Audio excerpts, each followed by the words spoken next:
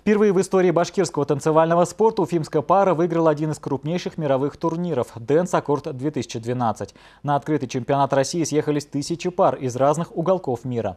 Успешнее всех в группе «Дети-2» Rising Star Стандарт выступили Эмиль Абдуллин и Евгения Ларионова. О нелегком пути спортсменов к этой большой победе расскажет Ирина Макаренко.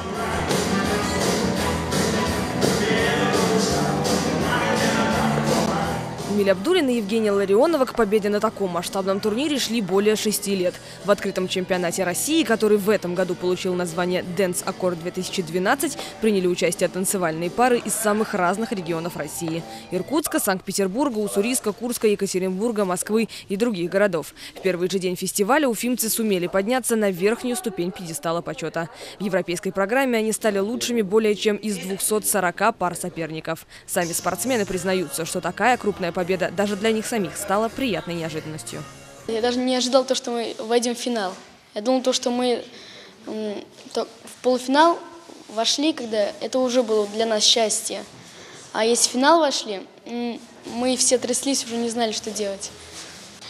Я была очень счастлива, у меня голова очень сильно закружилась. И когда нас объявили, мы вышли, было очень неожиданно. Свою карьеру юные чемпионы начали в 3-летнем возрасте. Сейчас их тренировки проходят ежедневно. Но в начале своего пути танцоры занимались всего по 45 минут 2 раза в неделю. В первые годы обучения уроки проходят в игровой форме. Как говорят тренеры, из общего детского состава спортсменами становятся немногие.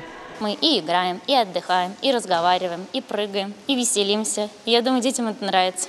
Отсев, конечно, происходит. Я считаю, это нормальный процесс, потому что многие родители считают, что ребенок развился, и этого достаточно, а кто-то стремится к высотам, к чемпионству, те и остаются. Их, конечно, не так много, но к старшему возрасту, наверное, 10% от общего состава остается.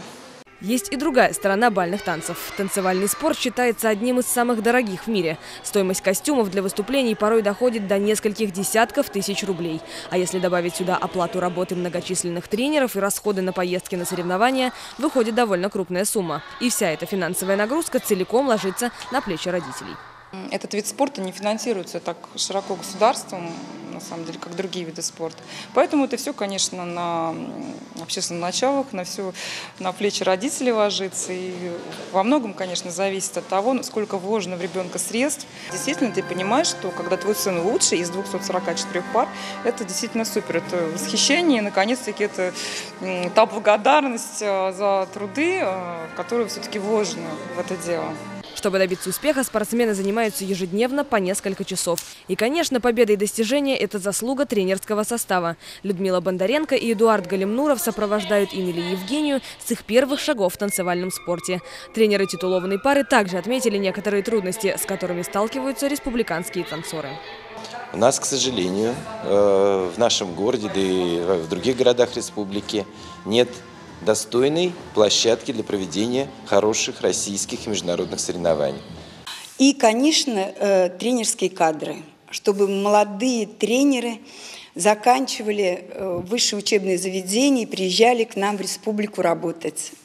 Несмотря на существующие проблемы, бальные танцы набирают все большую популярность. А победа уфимских спортсменов на крупнейшем мировом турнире Dance Accord подтверждает, что у республики есть большой потенциал и необходимые ресурсы для достижения высших результатов в области танцевального спорта.